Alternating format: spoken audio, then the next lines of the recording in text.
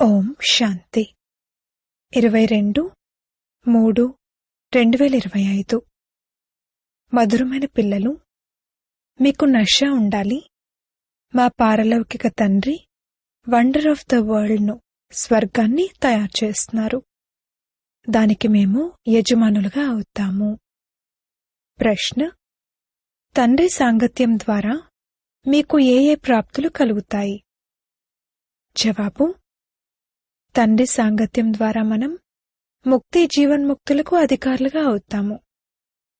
తండ్రి సాంగత్యం తీరానికి చేరుస్తుంది, దాటించి వేస్తుంది. బాబా మనల్ని తమవారిగా చేసుకుని ఆస్తికులుగా మరియు త్రికాలదర్శులుగా తయారు చేస్తారు. మనం రచయిత మరియు రచనల ఆది మధ్యాంతాలను తెలుసుకుంటాము. పాట: ఓర్పు వహించు మానవా. ఓం శాంతి. ఈ విధంగా ఎవరంటారు? పిల్లలతో తండ్రి అంటారు. పిల్లలందరితో ఈ విధంగా చెప్పవలసి ఉంటుంది, ఎందుకంటే అందరూ దుఃఖితులుగా ఇక ఓర్పు కోల్పోయి ఉన్నారు. మీరొచ్చి దుఃఖం నుండి విడిపించండి, సుఖం యొక్క మార్గాన్ని తెలియజేయండి అని తండ్రిని తలుచుకుంటున్నారు. ఇప్పుడు మనుషులకు, అందులో కూడా ప్రత్యేకంగా భారతవాసులమైన మేము ఒకప్పుడు చాలా సుఖంగా ఉండేవారము అన్నది గుర్తులేదు. భారత్ అతి ప్రాచీనమైన అద్భుతమైన ధరణిగా ఉండేది. వండర్ ఆఫ్ ది వరల్డ్, ప్రపంచ అద్భుతము అని అంటారు కదా. ఇక్కడ మాయా రాజ్యంలో 7 అద్భుతాలు అని అంటూ ఉంటారు. అవి స్థూలమైన అద్భుతాలు. తండ్రి అర్థం చేయిస్తున్నారు, ఇవి మాయ యొక్క అద్భుతాలు. వీటిలో దుఃఖం ఉంది. రాముడైన తండ్రి యొక్క అద్భుతము స్వర్గం. అదే వండర్ ఆఫ్ ద వరల్డ్, ప్రపంచ అద్భుతము. భారత్ స్వర్గంగా ఉండేది, వజ్రతుల్యంగా ఉండేది. అక్కడ దేవీదేవతల రాజ్యం ఉండేది. ఈ భారతవాసులు అంతా మర్చిపోయారు. దేవతలెదురుగా తలవంచి నమస్కరిస్తారు, పూజ చేస్తారు. కాని ఎవరి పూజనైతే చేస్తారో వారి జీవిత చరిత్ర గురించి తెలుసుకోవాలి కదా. ఇక్కడ మీరు పారలౌకిక తండ్రి వద్దకు వచ్చారు అని అనంతమైన తండ్రి కూర్చుని అర్థం చేయిస్తున్నారు. పారలౌకిక తండ్రి స్వర్గాన్ని స్థాపన చేసేవారు. ఈ కార్యాన్ని మనుషులెవరూ చేయలేరు. వీరితో బ్రహ్మతో కూడా తండ్రి అంటున్నారు, ఓ శ్రీకృష్ణుని ఆత్మ, నీకు నీ జన్మల గురించి తెలీదు. నీవు శ్రీకృష్ణుడిగా ఉన్నప్పుడు సతోప్రధానంగా ఉండేవాడివి. ఆ తర్వాత 84 జన్మలు తీసుకుంటూ ఇప్పుడు నీవు తమోప్రధానంగా అయ్యావు. నీకు అనేక రకాల పేర్లు పెట్టడం జరిగింది. ఇప్పుడు నీకు బ్రహ్మ అన్న పేరు పెట్టారు. బ్రహ్మయే విష్ణువుగా లేక శ్రీకృష్ణుడిగా అవుతారు. బ్రహ్మయే విష్ణువు అన్నా లేక విష్ణువే బ్రహ్మ అన్నా విషయం ఒక్కటే. బ్రహ్మ ముఖ వంశావళి బ్రాహ్మణులే తర్వాత దేవతలుగా అవుతారు. మళ్ళీ ఆ దేవీ దేవతలే తర్వాత శూద్రులుగా అవుతారు. ఇప్పుడు మీరు బ్రాహ్మణులుగా అయ్యారు. ఇప్పుడు తండ్రి కూర్చుని పిల్లలైన మీకు అర్థం చేయిస్తున్నారు. ఇది భగవాను వాచ. మీరు విద్యార్థులు కావున మీకు ఎంత సంతోషం ఉండాలి. కాని అంత సంతోషం ఉండటం లేదు. ధనవంతులు ధనం యొక్క నషాలో చాలా సంతోషంగా ఉంటారు కదా. ఇక్కడ భగవంతునికి పిల్లలుగా అయ్యారు, అయినా కాని అంతటి సంతోషంలో ఉండరు. అర్థం చేసుకోరు. రాతి బుద్ధి కలవారు కదా. అదృష్టంలో లేకపోతే జ్ఞానధారణ చేయలేరు. ఇప్పుడు మిమ్మల్ని తండ్రి మందిర యోగ్యులుగా తయారు చేస్తున్నారు. కాని మాయ యొక్క సాంగత్యం కూడా తక్కువేమీ కాదు. మంచి సాంగత్యం తీరానికి చేరుస్తుంది, చెడు సాంగత్యం ముంచేస్తుంది అని అంటూ ఉంటారు. తండ్రి సాంగత్యం మిమ్మల్ని ముక్తి జీవన్ముక్తుల్లోకి తీసుకువెళ్తుంది. ఆ తర్వాత రావణుడి చెడు సాంగత్యం మిమ్మల్ని దుర్గతిలోకి తీసుకువెళ్తుంది. పంచవికారాలతో సాంగత్యం జరుగుతుంది కదా. భక్తిలో సత్సంగం అన్న పేరు ఉపయోగిస్తారు కాని మెట్లయితే కిందకు దిగుతూనే ఉంటారు. మెట్లపై ఎవరైనా అడుగు తడబడితే తప్పకుండా కింద పడిపోతారు కదా. సర్వుల సద్గతిదాత ఒక్క తండ్రే. ఎవరైనా సరే భగవంతుణ్ణి పైన ఉన్నట్లుగా వేలుతో చూపిస్తారు. ఇప్పుడు తండ్రి తప్ప పిల్లలకు పరిచయాన్ని ఎవరివ్వాలి? తండ్రే పిల్లలకు తన పరిచయాన్ని ఇస్తారు. పిల్లలను తమవారిగా చేసుకుని సృష్టి ఆది మధ్యాంతాల జ్ఞానాన్ని ఇస్తారు. తండ్రి అంటారు, నేనొచ్చి మిమ్మల్ని ఆస్తికులుగా కూడా తయారు చేస్తాను, త్రికాలదర్శులుగా కూడా తయారు చేస్తాను. ఇది ఒక డ్రామా అని సాధు సన్యాసులు మొదలైన వారెవ్వరికీ తెలియదు. అవి హద్దులోని డ్రామాలు, ఇది అనంతమైన డ్రామా. ఈ అనంతమైన డ్రామాలో మనం సుఖం కూడా చాలా చూస్తాము, అలాగే దుఃఖం కూడా చాలా చూస్తాము. ఈ డ్రామాలో కృష్ణుడికి మరియు క్రిస్టియన్లకు కూడా ఎలాంటి లెక్కాచారాలున్నాయి? వాళ్ళు భారతవాసులను తమలో తాము కొట్లాడుకునేలా చేసి రాజ్యం తీసుకున్నారు. ఇప్పుడు మీరు కొట్లాడుకోరు, వాళ్ళు తమలో తాము కొట్లాడుకుంటారు, రాజ్యం మీకు లభిస్తుంది. ఇది డ్రామాలో నిశ్చితమై ఉంది. ఈ విషయాలు ఇంకెవ్వరికీ తెలియవు. జ్ఞానాన్ని ఇచ్చే జ్ఞానసాగరుడు ఒక్క తండ్రే. వారే సర్వులకు సద్గతినిస్తారు. భారత్లో దేవీదేవతల రాజ్యం ఉన్నప్పుడు సద్గతి ఉండేది. మిగిలిన ఆత్మలందరూ ముక్తిధామంలో ఉండేవారు. భారత్ స్వర్ణిమంగా ఉండేది. మీరే రాజ్యం చేసేవారు. సత్యుగంలో సూర్యవంశీల రాజ్యం ఉండేది. ఇప్పుడు మీరు సత్యనారాయణుని కథను వింటున్నారు. ఇది నరుని నుండి నారాయణునిగా తయారయ్యేందుకు కథ. ఇది కూడా పెద్ద అక్షరాల్లో రాయండి. సత్యమైన గీత ద్వారా భారత్ సత్యఖండంగా అతి విలువైందిగా తయారవుతుంది అని. తండ్రి వచ్చి సత్యమైన గీతను వినిపిస్తారు, సహజ రాజయోగాన్ని నేర్పిస్తారు. తద్వారా అతి విలువైన వారిగా అవుతారు. బాబా సామెతలైతే ఎన్నో అర్థం చేయిస్తారు, కాని పిల్లలు దేహాభిమానం కారణంగా మర్చిపోతారు. దేహీ అభిమానులుగా అయినట్లయితే ధారణ కూడా జరుగుతుంది. దేహాభిమానం కారణంగా ధారణ జరగదు. తండ్రి అర్థం చేయిస్తున్నారు, నేను సర్వవ్యాపిని అనేమైనా అంటానా? నన్ను నీవే తల్లివి తండ్రివి అని అంటారు కూడా. మరి దాని అర్థమేమిటి? మీ కృపతో అపారమైన సుఖం అని అంటారు. కాని ఇప్పుడైతే దుఃఖం ఉంది. మరి ఈ గాయనం ఏ సమయానికి సంబంధించింది? ఇది కూడా అర్థం చేసుకోరు. ఏ విధంగా పక్షులు కిచ్ కిచ్ అంటూ ఉంటాయి, దానికి అర్థమేమీ లేదు. అలాగే వీరు కూడా కిచ్ కిచ్ అని అంటూ ఉంటారే కాని వారికి అర్థమేమీ తెలియదు. తండ్రి కూర్చుని అర్థం చేయిస్తున్నారు, ఇవన్నీ అధర్మయుక్తమైనవి. ఎవరు అధర్మయుక్తంగా తయారు చేశారు? రావణుడు. భారత్ సత్యఖండంగా ఉన్నప్పుడు అందరూ సత్యమే మాట్లాడేవారు. దొంగతనం, మోసం మొదలైనవేవీ ఉండేవి కావు. ఇక్కడ ఎన్ని దొంగతనాలు మొదలైనవి చేస్తారు? ప్రపంచంలోనైతే మోసమే మోసముంది. దీనిని పాపపు ప్రపంచం, దుఃఖపు ప్రపంచమనే అంటారు. సత్యుగాన్ని సుఖ ప్రపంచమనంటారు. ఇది వికారీ వేశ్యాలయం, సత్యుగం శివాలయం. తండ్రి కూర్చుని ఎంత మంచి రీతిలో అర్థం చేయిస్తారు. పేరు కూడా ఎంత బాగుంది, బ్రహ్మ కుమారి ఈశ్వరీయ విశ్వవిద్యాలయం. ఇప్పుడు తండ్రి వచ్చి తెలివైన వారిగా తయారు చేస్తారు. ఈ వికారాలను జయించినట్లయితే మీరు జగజ్జీతులుగా అవుతారు అని అంటారు. ఈ కామమే మహాశత్రువు. పిల్లలు పిలవడం కూడా మీరొచ్చి మమ్మల్ని దేవీదేవతలుగా తయారు చేయండి అనే పిలుస్తారు.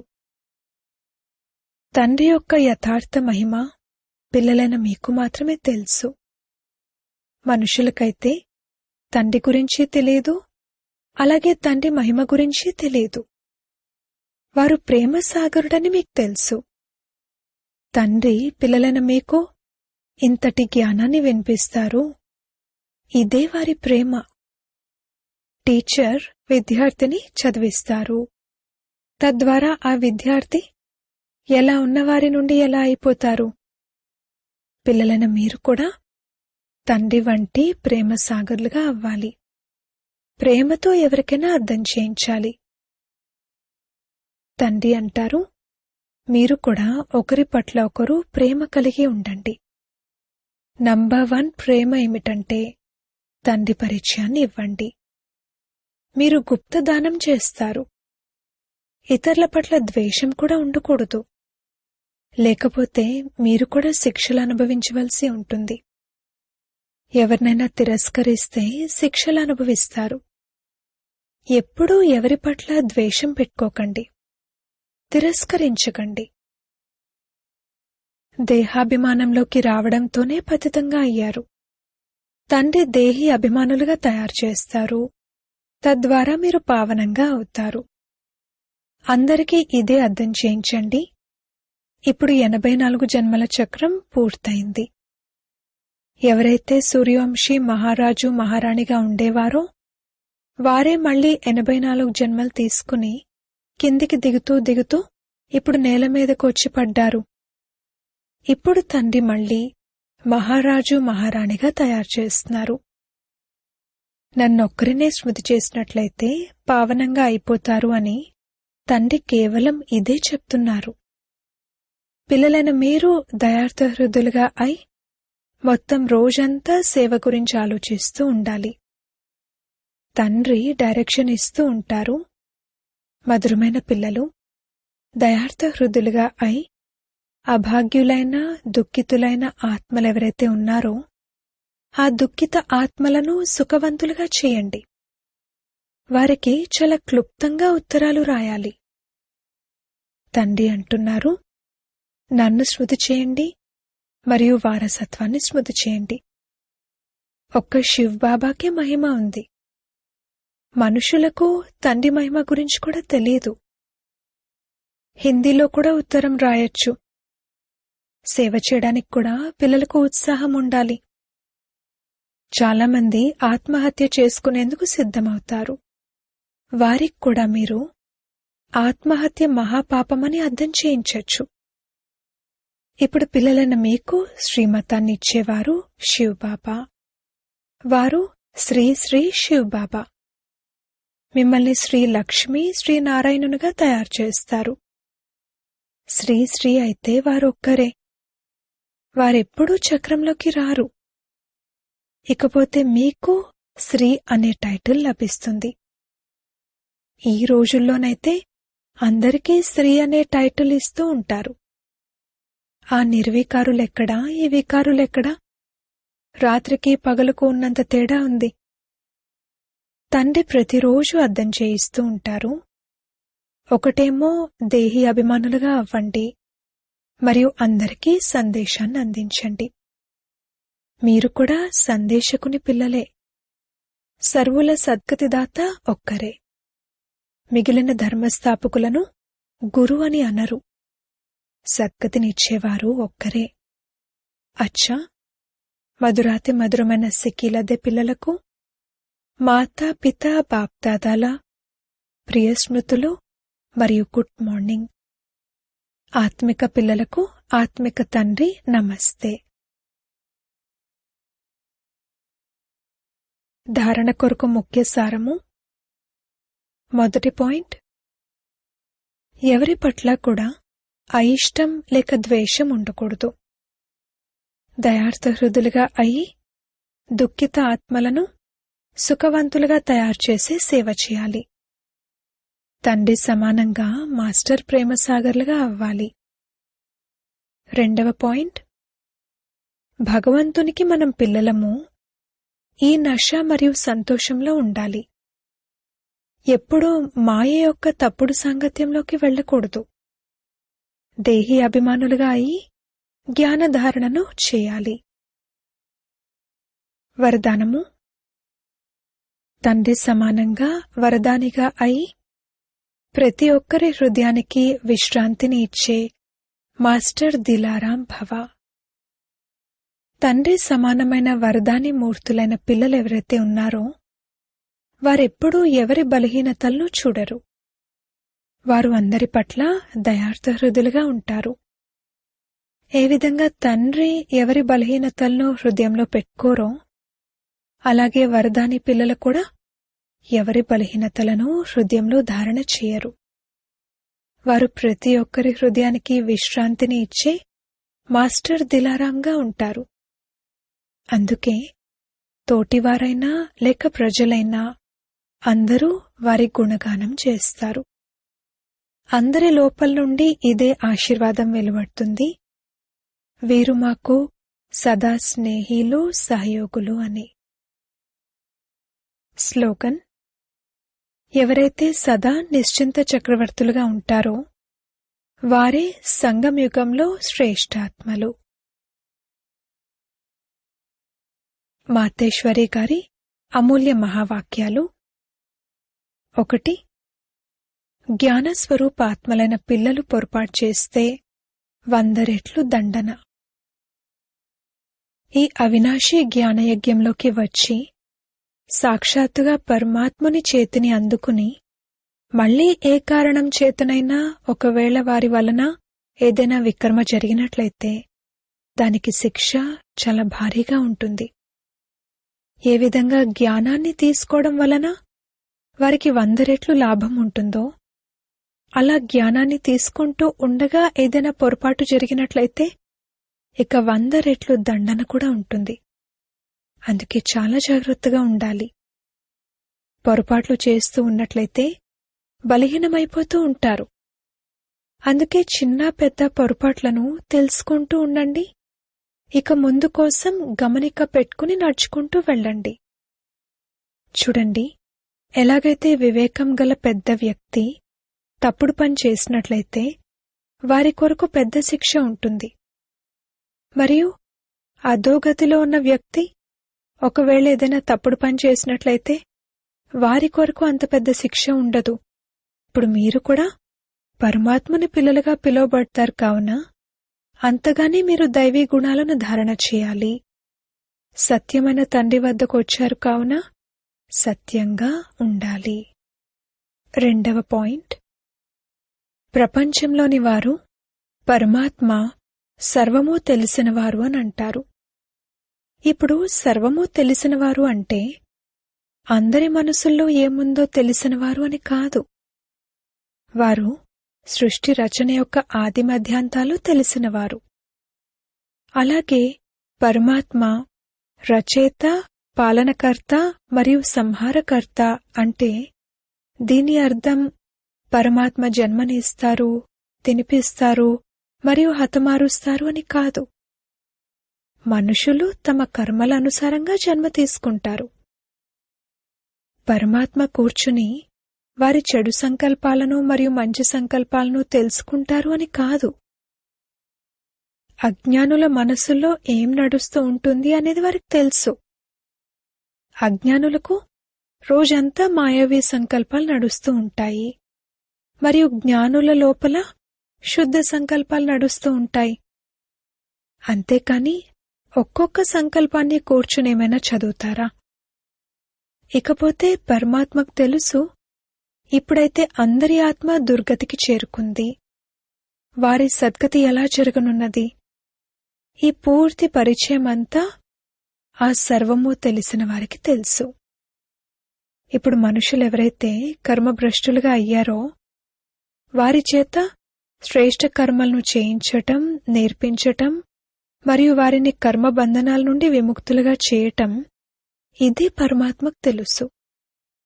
పరమాత్మ అంటారు, రచయితైన నా గురించి మరియు నా రచన యొక్క ఆది మధ్యాంతాల యొక్క ఈ మొత్తం జ్ఞానం అంతటి గురించి నాకు తెలుసు. ఆ పరిచయాన్ని పిల్లలైన మీకు ఇస్తున్నాను. ఇప్పుడు పిల్లలైన మీరు ఆ తండ్రి యొక్క నిరంతర స్మృతిలో ఉండాలి. అప్పుడే అన్ని పాపాల నుండి ముక్తులవుతారు, అనగా అమరలోకంలోకి వెళ్తారు. ఇప్పుడిదంతా తెలుసు కావుననే జానీ జానన్హార్, సర్వము తెలిసినవారు అని అంటారు. అచ్చా, అవ్యక్త ప్రేరణలు. సత్యత మరియు సభ్యత రూపీ కల్చర్ను అలవర్చుకోండి. ఎప్పుడూ కూడా సభ్యతను వదిలి సత్యతను నిరూపించకండి. సభ్యతకు గుర్తు నిర్మాణత. ఈ నిర్మాణత నిర్మాణం యొక్క కార్యాన్ని సహజం చేస్తుంది.